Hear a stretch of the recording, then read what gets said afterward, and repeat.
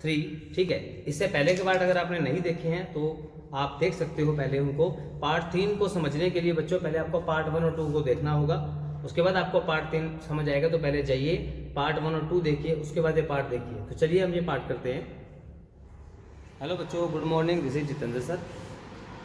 आज हम कर रहे हैं पार्ट 3 13 चैप्टर का। तो हमारे पिछले पार्ट्स में हम कर चुके हैं, ठीक है। अब तक जो है उसके 2 क्वेश्चन रह गए थे 13.1 के। हमारा क्वेश्चन नंबर 4 और 7 रह गया था बच्चों। तो प्रश्नावली निकाल लीजिए आप फटाफट अपनी। प्रश्नावली है आपकी 13.1। 13.1 का जो पेज नंबर है जो आपको बताया था मैंने, वो है बच्चों 255। 255 पेज नंबर पे आपकी 13.1 प्रश्नावली शुरू होती है, ठीक है। और इस प्रश्नावली के अंदर जो है बच्चों हम जो है क्वेश्चन नंबर 4 करेंगे, जो हमारा रहता था प्रश्न नंबर 4। इसके 2 ही क्वेश्चन रह गए थे, उसके बाद एक्सरसाइज हमारी कंप्लीट हो जाएगी बच्चों। और उसके बाद देखिए ज़रा, इसमें कहते हैं किसी डिब्बे में ना पेंट भरा हुआ है जिसका कुल क्षेत्रफल है 9.375 वर्ग मीटर। तो हमारे पास कुल पेंट का क्षेत्रफल यानी जितने पर आप पेंट कर सकते हैं वो है कितना दे रखे हैं 9.375 वर्ग मीटर दिया हुआ है। तो इसको सेंटीमीटर में ले आओ क्योंकि बाकी सेंटीमीटर में दिए हुए बच्चों में, ठीक है। तो चलिए ये आ गया 9.375। पॉइंट में आएगा तो 1000 आएगा ही, और मीटर क्या हो जाएगा 100 गुना में 100 वर्ग सेंटीमीटर, क्योंकि 1 मीटर में 100 सेंटीमीटर है तो वर्ग 2 बार है बच्चों, ठीक है। ये कट गया और एक 0 कट गई, तो आंसर बचा 93750 वर्ग सेंटीमीटर। चलिए उसके बाद हमारे पास ईंट की बात करते हैं, ठीक है। तो इसमें कहता है कि इस पेंट से आपको ईंटें पेंट करनी है, तो कितनी ईंटों को पेंट किया जा सकता है इस डिब्बे की पेंट से, इतनी विमाओं वाली। विमाएं मतलब ईंट की लंबाई में आपको दे रखी है।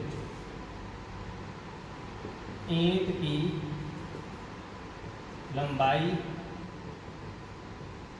चौड़ाई और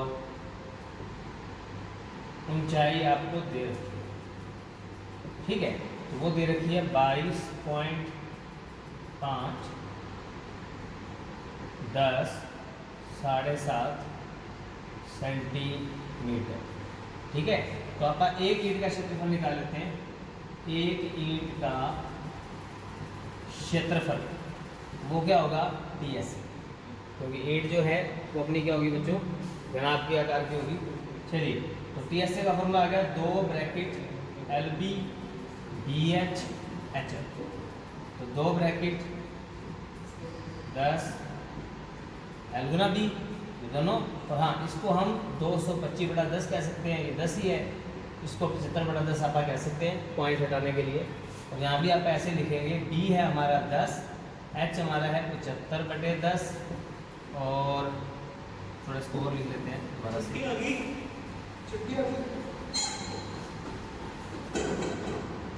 तो इसके अंदर इसको थोड़ा अच्छे से लिख सकते हैं बच्चों। 2 ब्रैकेट 225/10 गुना 10, 10 गुना में 75/10 और 75/10 गुना में 225/10। तो ये 10 कट गया, वो नहीं कट रहा, मत काटो। चलिए 2 ब्रैकेट यहाँ बचा 225 75, इसकी इससे गुना कर लीजिए तो ये आएगा 225 की 75 से गुना करते हैं तो 5 25, 5 10 तो 12, 10 11, 35, 17 दिन 14 दिन 17, 1 7 14, 15, 5 7 8 6 1। तो ये आ गया 168/75/100 मतलब पॉइंट अपन लगा सकते हैं बच्चों, ठीक है। तो इसको अपन जोड़ें, इन तीनों को जोड़ें, 0.75 तो आएगा ही आएगा। आगे वाले जोड़ेंगे तो आगे वाले तीनों को जोड़ दो तो वो बनता है 468.75। तो इसको हल करें तो ये आ गया 2 5 10, 14 1 15, 16 1 17, 6 2 92 93 वर्ग सेंटीमीटर, ठीक है। तो इतना हमारा सम हो चुका बच्चों इसके अंदर। अब हमें क्या निकालना था, देखो हमें कुल पेंट दिया था, पेंट का क्षेत्रफल और ईंट का दिया था, ठीक है, तो हमें इससे कितनी ईंटें पेंट कर सकते हैं, तो मुझे ईंटों की संख्या निकालनी है।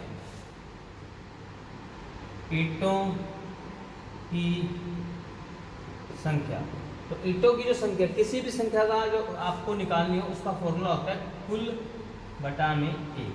ये आप याद रखें, कुल बटा में 1 फॉर्मूला होता है किसी की भी संख्या निकालने का। तो हमें ईंटों की संख्या निकालनी है, तो ईंटों की संख्या आएगी कुल क्षेत्रफल, और जिसकी संख्या निकाली नीचे ईंटों का निकालना, तो एक ईंट का क्षेत्रफल। ठीक है, तो कुल क्षेत्रफल हम निकाल चुके हैं, ये रहा 93,750। एक ईंट का हमने अभी निकाला, इसका अगर हम पॉइंट हटा दें तो ये आ गया 93750 बटे 100। 93750 बटे का 100 बच्चों ऊपर आ जाता है, पूरा कर दिया, आंसर आ गया 100। ठीक है, तो ये था हमारा क्वेश्चन नंबर 4। आगे देखिए बच्चों। हाँ बच्चों, हमारा आखिरी क्वेश्चन रह गया इस प्रश्नावली का, वो देखो जरा। क्वेश्चन नंबर 7 कहता है शांति जो है स्वीट स्टॉल वो मिठाइयों को पैक करने के लिए 2 डिब्बे का ऑर्डर दे रहा है। 2 डिब्बे हैं, एक तो 25-20 5 माप वाले, माप मतलब लंबाई चौड़ाई ऊंचाई, और ये आपका पेज नंबर 256 है बच्चों। और दूसरा डिब्बा है 15-12 5 माप वाला।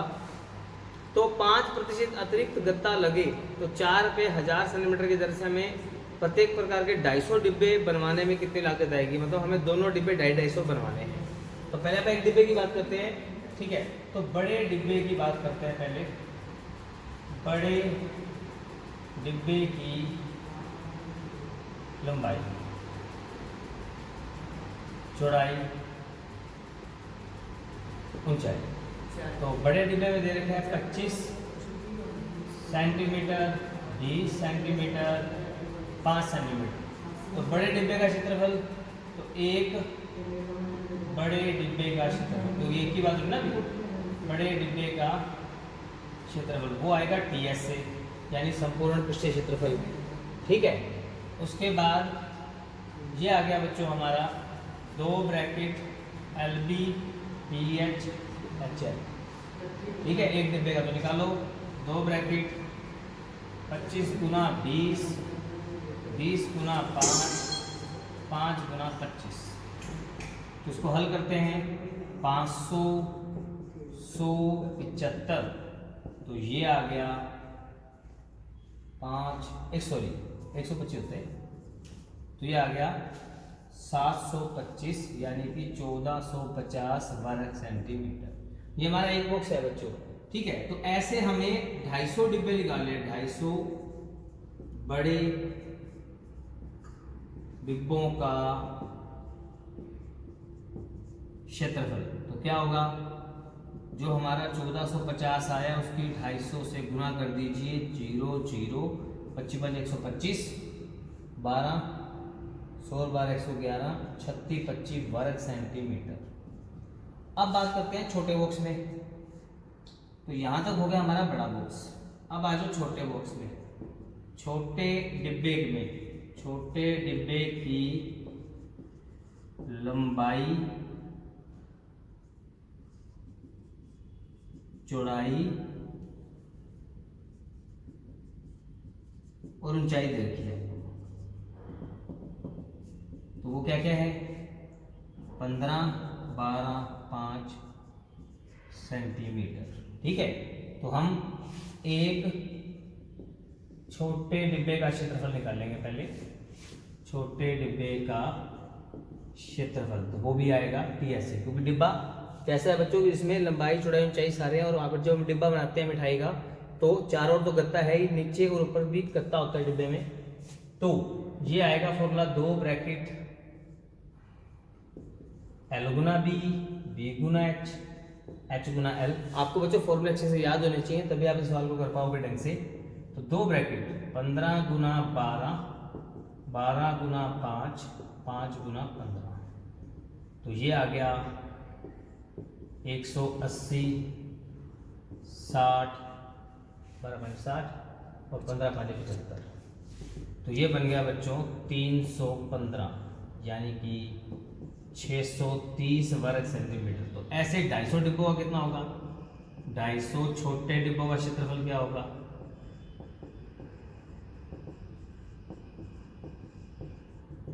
इसकी गुना 250 से हो जाएगी। 0 0 25 75, 150 25 75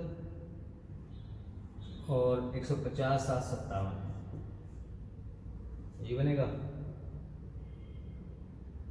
ना। 0 0 25 75 7 25 150 और 157, ये बनेगा वर्ग सेंटीमीटर। अब हमारे पास दोनों 250 डिब्बों का क्षेत्रफल आ गया, डिब्बों का क्षेत्रफल। तो क्या होगा, जो दो आंसर आए हमारे, एक तो आया था 36 25 00, एक आया था 15 75 00, इनका जोड़ कर दीजिए। 0 0 0 9 1 10 11 1 12, 52,000 वर्ग सेंटीमीटर हमारे पास आ गया। अब इस पे क्या था, इसके ऊपर उन्होंने कहा कि इसके अंदर जो है, कहता है कि अतिरिक्त गत्ता लगाओ। अतिरिक्त गत्ता लगे मतलब इसको ओवरलैप करने पे, इसके चारों ढकने में, तो अतिरिक्त क्षेत्रफल क्या होगा, अतिरिक्त क्षेत्रफल वो है 5% कुल का, ठीक है ना। तो 5% इसका क्या होगा, यानी कि 5/100 गुना में 52 1 2 3 4, ये कट गया। इसकी गुना आ गई 100 226,000 वर्ग सेंटीमीटर। बंद कर देना वर्ग सेंटीमीटर, ठीक है। तो चलिए इसके बाद ये आया एक्स्ट्रा, अतिरिक्त क्षेत्रफल। एक्स्ट्रा यानी अतिरिक्त का मतलब है इसको डिब्बा तो बन गया पर वो साइडों से थोड़ा मोड़ा होता है ना, वो एक्स्ट्रा होता है उसके अंदर। चलिए तो हमारे पास कुल क्षेत्रफल कितना आ गया, कुल क्षेत्रफल आ गया हमारे पास, देखो 52 और 4 0, ये तो था ही, इसमें 26,000 और आ गया, तो आंसर आ गया 546,000 वर्ग सेंटीमीटर, ठीक है। और अब जो है इसका खर्च निकालना है, उसने बताया 1000 सेंटीमीटर का जो खर्च था वो था 4 रुपए। तो 1 वर्ग सेंटीमीटर पे खर्च क्या होगा बच्चों, कम ही होगा, तो बात कर दो। और हमारे पास है 546,000 का खर्च है, तो 4 गुना 546,000 बटा में 1000, ये काटा, इसकी गुना करो बच्चों, ये आएगा 4 4 को 16 तो 18 25 4 20 2184 रुपये, ठीक है। तो ये इसी के साथ हमारी प्रश्नावली पूरी होती है, ठीक है बच्चों। और ध्यान रखें, अगर आपको इसके बाकी पार्ट देखने हैं, ठीक है, तो इस तरफ मेरे प्लेलिस्ट है जहाँ पर आप देख सकते हो, और इस तरफ चैनल को सब्सक्राइब करने का लोगो है, जिस पे क्लिक करके आप मेरा चैनल सब्सक्राइब कर सकते हो अगर अब तक नहीं किया है तो। थैंक यू बच्चों।